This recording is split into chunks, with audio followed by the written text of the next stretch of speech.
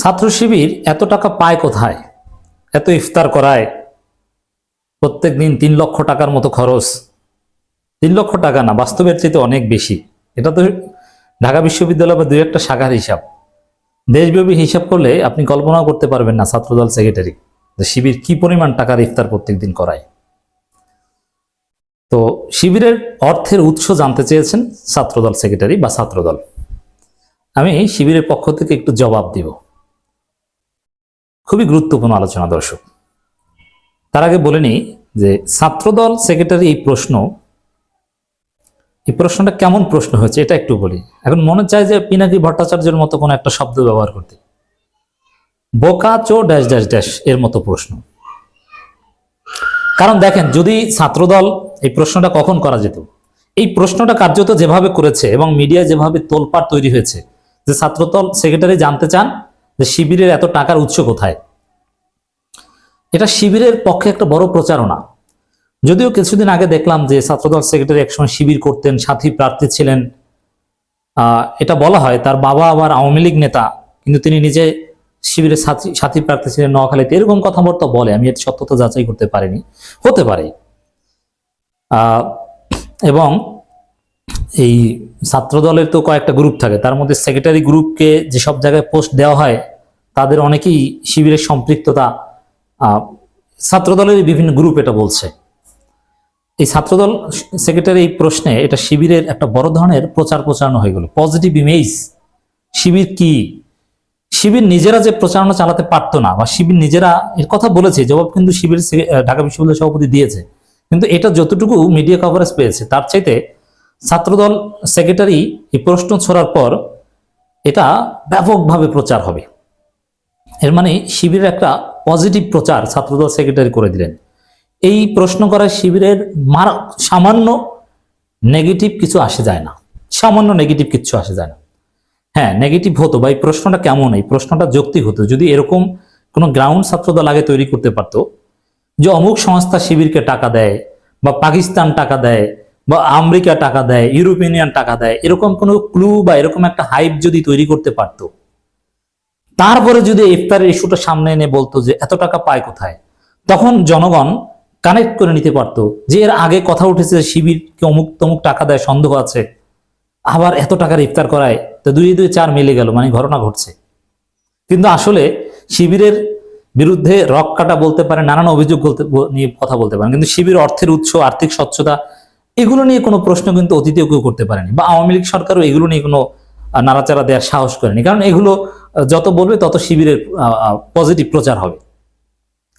তাহলে ছাত্রদল সেক্রেটারি এই প্রশ্নটা যে কতটা ফালতু এবং কতটা অপদার্থের মতো, যে প্রশ্নে ছাত্রদলের লস, যে প্রশ্নে শিবিরের লাভ, সেই প্রশ্ন ছুড়ে দিয়ে মিডিয়ায় শিবিরের একটা ব্যাপক পজিটিভ হাইপ তৈরি করে দিল। এ আসলে শিবিরের সাথী প্রার্থী ছিল কিনা ছাত্রদল লোকজনের ভালো মতো যাচাই করা উচিত। কারণ এই প্রশ্ন কখন করে ভাই, এটা তো একটু কমন সেন্স থাকা দরকার। যে একটু সন্দেহ, সংশয় বা কথাবার্তা উঠছে, গুঞ্জন চলছে যে অমুক সংগঠন বা অমুক সংস্থা অমুক দেশ শিবিরকে টাকা দেয়, তখন এই কথাটা বললে একটা চমৎকার রাজনীতি হতো। কিন্তু এটা নিয়ে কোনো কথা নাই, এটা নিয়ে মানুষ এটা প্রশংসা করছে, আর এখন তিনি শিবিরের টাকার অর্থের উৎস নিয়ে প্রশ্ন তুলছে। খুবই হাস্যকর কথা দর্শক। আমরা ছাত্র শিবির সেক্রেটারিকে বলতে শুনেছি তারা প্রতিদিন গণ ইফতার কর্মসূচি 3 লাখ টাকা ব্যয় করছেন। 3 লাখ টাকা না ভাই, 3 লাখ টাকা এটা তো সামান্য। 3 লাখ টাকা ওটা ঢাকা বিশ্ববিদ্যালয়ে 2-1টা শাখা করে।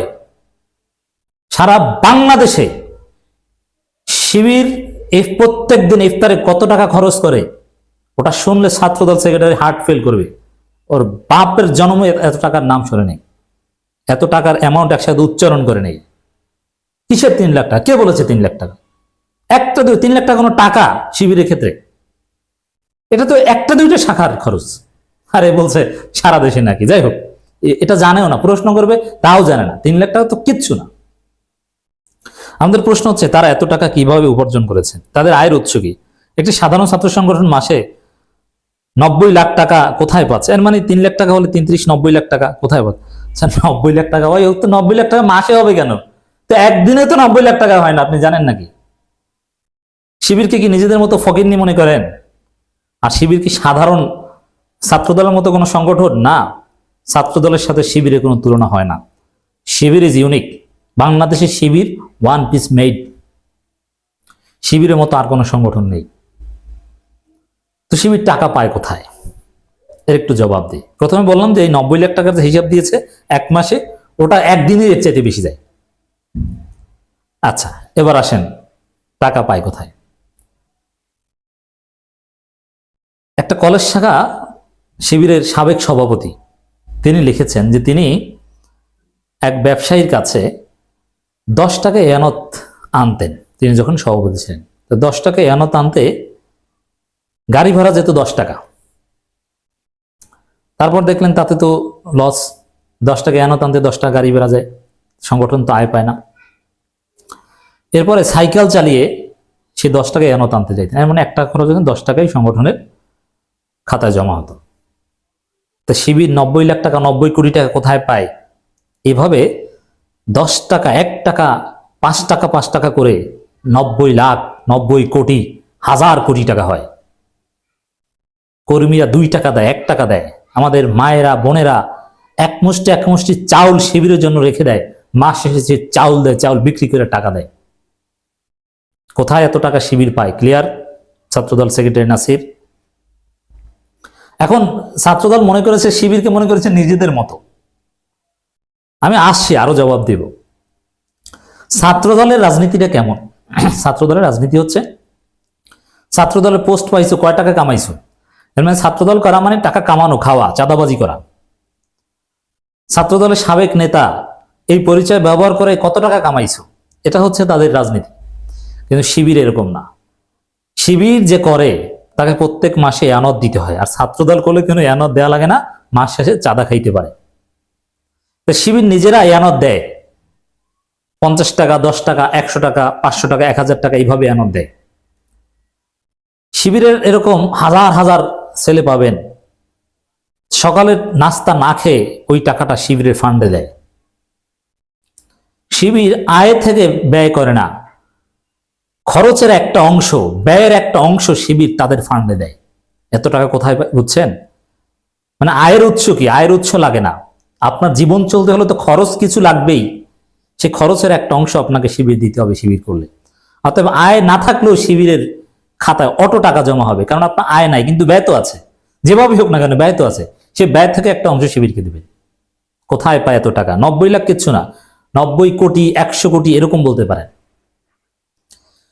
সেই 77 সাল থেকে এখন পর্যন্ত যারা শিবির করে তারা প্রত্যেকেই, সে এখন আওয়ামী লীগের এমপি হলেও শিবির কোনো না কোনো ভাবে তার কাছ থেকে এয়ানত নেয়। আর একটা তথ্য দিয়ে দিলাম, এই ছাত্রদল সেক্রেটারি যদি সত্যি শিবিরের সাথী প্রার্থী হয়ে থাকে, তাহলে ছাত্রদল সেক্রেটারিও কোনো না কোনো ভাবে এয়ানত দেন, হয়তো বা নিজেও বুঝেন না। এটা একটা বড় শক্তি। আবার ছাত্রদলের মতো শিবির ফকিন্নি না। শিবির যারা করে তারা সবাই ভালো চাকরি করে। ছাত্রদলের ছেলেরা পড়াশোনা শেষ করে মাস্তানি করে, টেন্ডারবাজি করে, অনেকে সরোয়ার্দী উদ্যানে বসে গাঁজা খায়, কোনো পেশা টেশা নাই। আর শিবিরের ছেলেরা এক একজন আইনজীবী আছে, প্রত্যেক দিনে 1-2 লাখ টাকা ইনকাম করে। পৃথিবীর বিভিন্ন দেশে বড় বড় মাল্টিন্যাশনাল কোম্পানি, গুগল কিংবা এরকম টেক জায়ান্ট বিভিন্ন জায়গায় চাকরি করে, তারা মাস শেষে 20-30 লাখ টাকাও বেতন পায়। বড় বড় ব্যবসায়ী আছে, আমি একজন ব্যবসায়ীর কথা আগে বলেছি, আবার বলছি, আমি নামটা বলবো না। বাংলাদেশে একজন ব্যবসায়ী আছে যিনি শিবিরের সাবেক সদস্য প্রার্থী, যিনি বরিশাল শেরেবাংলা মেডিকেল কলেজে পড়তেন, শিবিরের সদস্য প্রার্থী ছিলেন এবং নির্বাচিত জিএস ছিলেন, সম্ভবত ডাক্তার শফিকুর রহমানদের ব্যাচের বা কাছাকাছি। তিনি এতটাই ধনী, আল্লাহ তাকে এতটাই ধনী বানিয়েছে, শিবিরের সাবেক জনশক্তি। তিনি একটা মাহফিল করতে 10-15 কোটি টাকা খরচ করে দেন। তিনি বক্তাদের সবাইকে হেলিকপ্টার আনেন। এর মানে এই যে শিবির 90 লাখ টাকা খরচ করে মাসে, ওই ব্যবসায়ী প্রত্যেক দিন মাসে 90 লাখ টাকার হিসাব দিয়েছে না ছাত্রদল সেক্রেটারি, ওই এক ব্যবসায়ী প্রত্যেক দিন শিবিরকে 90 লাখ টাকা দিতে পারে, মাসে না, প্রত্যেক দিন দিতে পারে। এতে তার একটু হাত পা কাঁপবে না এবং দেয়। এরকম কোটি কোটি টাকা ইসলামের জন্য, ইসলামী আন্দোলনের জন্য দেয়। শিবিরের এক সাবেক সদস্য প্রার্থীর কথা বললাম, ওরকম সদস্য প্রার্থী দেশে বিদেশে অনেক আছে।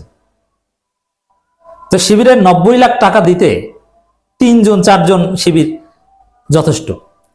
এরপরে আমরা যারা সমালোচক আছি, শিবিরের সমালোচনা করি, জামাতের সমালোচনা করি, আমরাও দেই। আমি বললাম আমরাও দেই। কি পরিমাণ দেই? সেটা বলবো না, কিন্তু ছাত্রদল সেক্রেটারি কল্পনাও করতে পারবেন না যে আমরা যারা শিবিরকে, জামাতকে সকাল সন্ধ্যা সমালোচনা করি, আমরা এদেরকে ভালোবেসে কি পরিমাণ টাকা দিই। ওই পরিমাণ টাকা ছাত্রদলের অনেক কেন্দ্রীয় নেতা চাঁদাবাজি করেও অর্জন করতে পারেন না। শিবির কোথায় টাকা পায়? জবাব পেয়েছেন? আরো জবাব দিই, শোনেন। এ তো গেল হিসাব। 1000 কোটি টাকার প্রত্যেক মাসে শিবির 5000 কোটি টাকা খরচ করলে তারও হিসাব আমরা দিতে পারবো। এবং শিবির কত টাকা খরচ করেছে প্রত্যেকটা টাকার হিসাব তাদের ভাউচারে লেখা থাকে এবং অডিট হয়। 1 টাকা এদিক ওদিক করার কোনো সুযোগ থাকে না। কেউ করতে চাইলে সেটা ধরা পড়ে যায় বা ধরা পড়ে যাবে। অতএব শিবিরের সব টাকার হিসাব আছে। এরপর আসেন শিবির আরো কিছু ব্যবসার হিসাব বলি।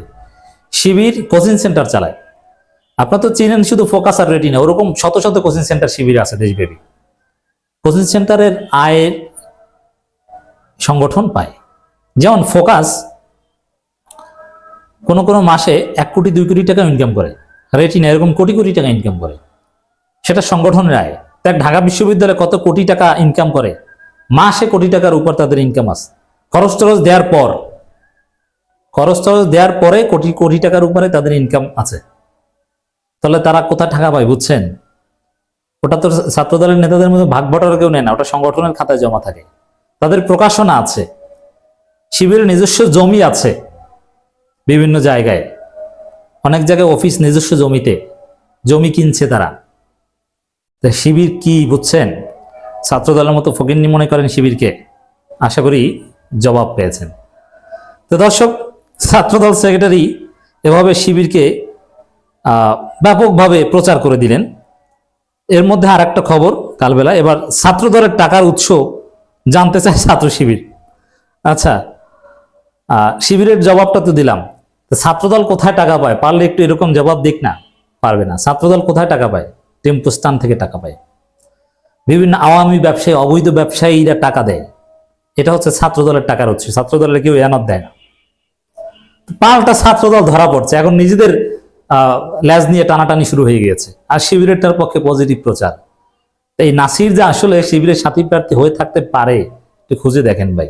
ছাত্রদলকে বাস দিয়ে দিল আর শিবিরের প্রচার করে দিল।